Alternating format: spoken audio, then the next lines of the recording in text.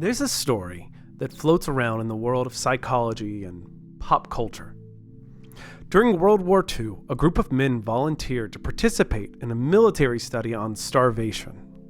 These men were conscientious objectors who wanted to help the war efforts in non-violent ways. Over the course of several months, these men were placed on extreme calorie restrictions to simulate famine conditions.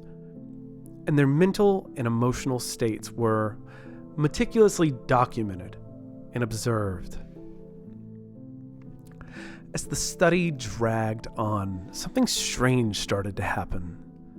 These men, who had previously come from all walks of life, began obsessing over food. Not just craving it, but reading about it, writing about it, arguing about recipes, drawing up elaborate meal plans, fantasizing about restaurants that didn't even exist. And here's the part that's always stuck with me. After the study was over, many of these men supposedly went on to become chefs, dietitians, food critics, and the like.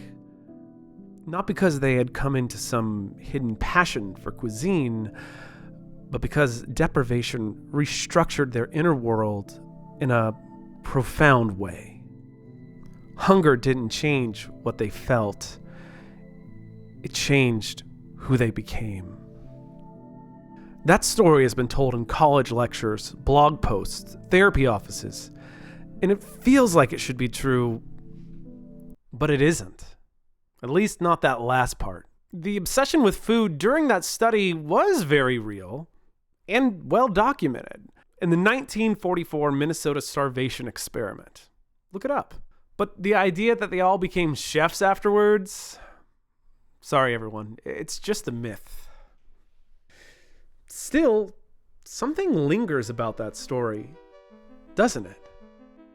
Because on some sort of deeper level, it is true. Not literally, but emotionally. When something once nourishing disappears from our life, we don't always grieve it quietly. We sometimes chase it, build around it, or the lack of it, and dedicate ourselves to recreating what we've lost. Kind of weird, right? In video games, absence can feel like a type of starvation in its own right. A favorite genre goes cold. A beloved series gets a reboot and makes it unrecognizable.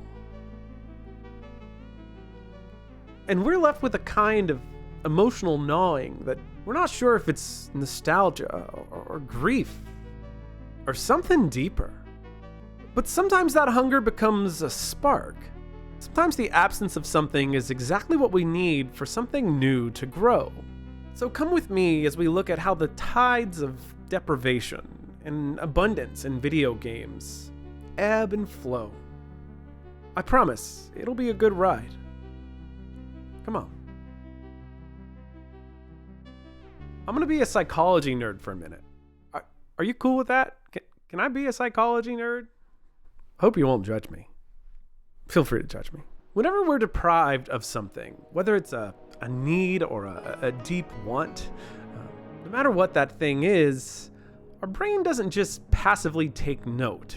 If it's food or connection or structure or imaginative play, our brain's not just a bystander. Our brains tend to zero in, focus, fixate. And of course, this phenomenon has a completely nerdy name that's unnecessary, but here we go. It's known as attentional narrowing. It's when scarcity makes it harder to think about anything else. In other words, the hungrier you are, the more everything around you starts to look like steak. Deprivation starts to actively turn things, distort value, as it were, turning ordinary things into cravings. Cravings into obsession. Hyperfixation. It's how people deprived of love can interpret casual kindness, particularly from an attractive person, as intimacy. Or someone who's been deprived of control in their lives starts hyperfixating on rites and rituals. Ever had to have a volume number stuck at a certain level in your car to the exact number? It could be because you don't have much of a sense of control in another part of your life. Just a possibility here. In gaming, it's how, even a whisper of a potential Easter egg can trigger something profound in our minds. Was I the only person looking for Bigfoot in San Andreas? I don't think so. This is the psychology of motivational salience. The moment something goes from something I like to something I need. So when a forgotten genre returns after years of silence, it doesn't just feel nostalgic. It feels necessary, long overdue. And players don't just enjoy these games, they cling to them, hold them tightly. But that hunger doesn't just change how we play, it changes actually what gets made.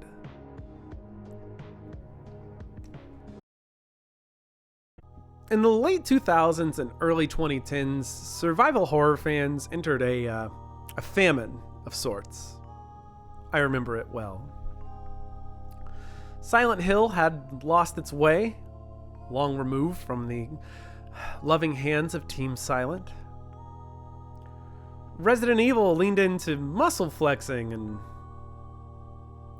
boulder punching from RE5 and RE6. And the genre that once identified psychological vulnerability was being paved over by Michael Bay-inspired explosive set pieces and co-op mechanics. The industry wasn't interested in scaring you anymore. Gone were the days of Fatal Frame and Haunting Grounds. May they rest in peace. Horror had become a power fantasy. No longer was it a pressure cooker. And yet fear crept back in. Just not through the front door. Amnesia: The Dark Descent arrived in 2010 like a scream in an abandoned house, followed by the lo-fi unreal ease of SCP Containment Breach, the surreal grief of Lone Survivor, the minimalistic terror of Five Nights at Freddy's, before it got all weird and strange. These weren't just games, they were responses. They're what happens when players and creators alike are deprived of a feeling that they once cherished. They were offerings made in the absence. Not polished and not always balanced, but hungry. Very hungry. After Metroid Fusion in 2002 and Metroid Prime 3 in 2007, the Metroid series went quiet. Castlevania 2 drifted away from its side-scrolling roots and experimented with 3D and lost that iconic rhythm. But the shape of Metroidvanias, those tight loops of exploration and backtracking and combat, that never stopped feeling good, even if we didn't have new games coming out for it. The genre was dormant, but not dead. And in that silence, indie developers picked up the torch.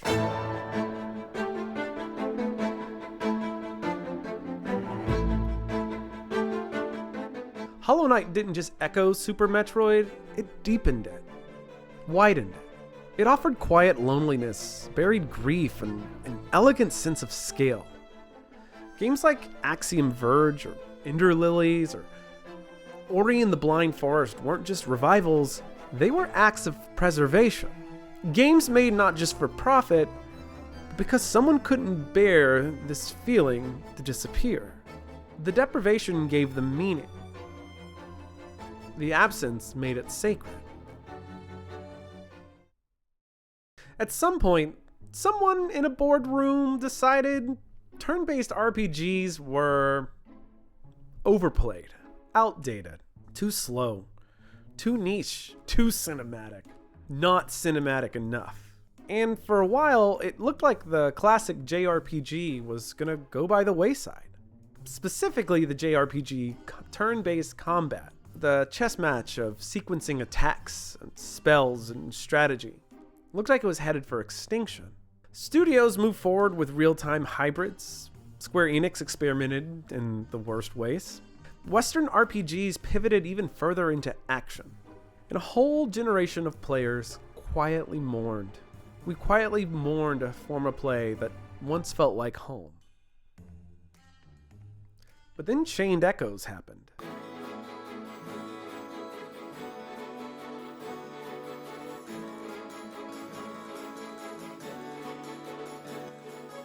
A solo developer made a game that played like it had been beamed in from a parallel timeline, where turn-based RPGs had never fallen out of favor, and Chrono Trigger was hailed as king. As it should be. Its systems are tight. Its combat, fun. Its pacing, modern and challenging, but respectful. Its tone, mature but hopeful. It didn't feel like a throwback. It felt like a rescue mission to our childhoods. And then came Clair Obscur Expedition 33, a visually stunning game that dares to bring turn-based combat back into the spotlight with elegance and ambition. It's beautiful, yeah, but more importantly, it feels needed. Like it emerged not just from inspiration, but from a deep, deep starvation state. A game made to fill an emotional void. And that's the secret. These aren't nostalgia trips, not exclusively. They're answers to unmet needs. See, this isn't just about game mechanics. It's about emotional design. Do you want some proof on this? I want to show you how games have met emotional shortages. During the chaos of the pandemic, players flooded into Animal Crossing and Among Us. Not just for entertainment, but for safety and routine and socialization. Cozy games like Stardew Valley became soothing rituals for players, needing more structure and softness in their lives, and still plays that role to this day. And even Souls-like games, the ones that offer the punishment and perseverance for players who feel emotionally dulled by life's apathy towards them. It challenged those players. It filled the emotional need of being pushed. A need we all have sometimes. Game design, good game design, doesn't just respond to trends, it responds to emotional scarcity. What's missing in our lives? Connection, meaning, danger, control. Sometimes intentionally, sometimes instinctively, but always intimately. So here's a hard question. Would we have gotten these games if we weren't deprived first? Would Stardew Valley exist if Harvest Moon hadn't have stagnated? Would Hollow Knight matter if Metroid had yearly releases? Would Chained Echoes or Clair Obscur be beloved if Square Enix had kept the turn-based combat that they were so famous for? Maybe deprivation isn't just an obstacle. Maybe it's a part of a cycle. A necessary winter that allows beautiful new growths to bloom and blossom. Abundance makes us numb. Scarcity makes us pay attention. And sometimes, in that attention, sparks catch fire. And here towards the end of the essay, I kind of want to say something personal on this matter, as I am one to do. A while back, I realized I was trying to build something that I couldn't find exactly.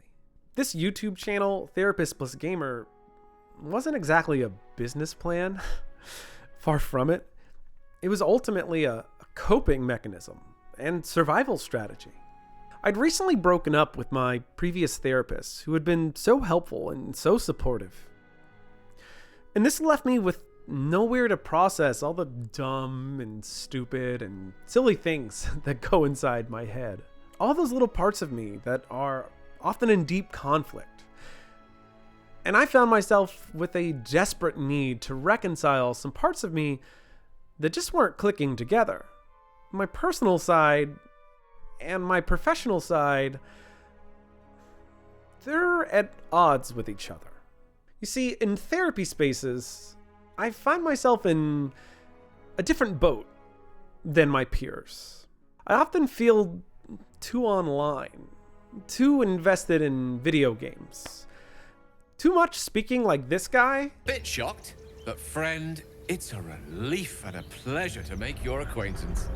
Say, but I know you, don't I? In a manner of speaking. For real, I could not play as Gil during my first playthrough of Baldur's Gate 3 because he reminded me of how I naturally speak. Like, the way I write scripts is almost how I speak naturally. And it was incredibly insulting and offending. I swear they had a camera in on me and they had learned how I talked, and I could not play as Gil because it was like standing in front of a mirror in the worst way possible. But in gaming spaces, I found myself too soft, too sincere, too therapy-pilled to belong in the cynically shaded and irony-drenched culture of it all. I didn't know where I belonged, or if I belonged. And the more I looked around, the more I realized I was trying to find something that didn't exactly exist, and I'm not even sure should exist. As the absence turned to deprivation, I just sort of started making it and doing it without giving a damn. Videos, essays, language. Little spaces where sincerity and introspection could coexist. Alongside pixel art and boss fights. That's what I mean when I say that deprivation isn't about just what we miss. It's about what you need. And sometimes what you have to create in order to keep going. I guess I just want to end this essay by saying, we don't just make what we love. We make what we miss. We make what we need. And in that silence left behind, when a genre, a style, or feeling fades away, something new begins to stir, watered by longing, lit by memory and belief, shaped by the aches of going without. It is from the grounds of deprivation that good things will begin to grow, if we let them. But I can't wait to see what you choose to grow. I know it's going to be great. Until next time, everyone. Hey, if this essay hits close to home, if you have ever been longing because of the absence of something, I want to encourage you to do what those YouTuber guys always tell you to do. Like and subscribe. Ba-ding! It helps way more than you think. It makes a big difference. It gets this video to more people who might need to hear what I'm saying. At least I hope they do. Subscribe if you want more essays that explore the complex and emotional worlds that connect to video games and our playing of video games. Here's a question I'd love to have you answer in the comments. I like to do this sometimes. What's one game genre or series that you became obsessed with after going too long without it? For me, it's Mega Man X. I really could use a new Mega Man X pretty badly. I know some games have tried to recreate it, but they ain't the same. I'd love to hear yours. Put yours down below in the comments. Boy, think about the rain cycle. Think about water today, because it is raining like crazy where I live. Take care.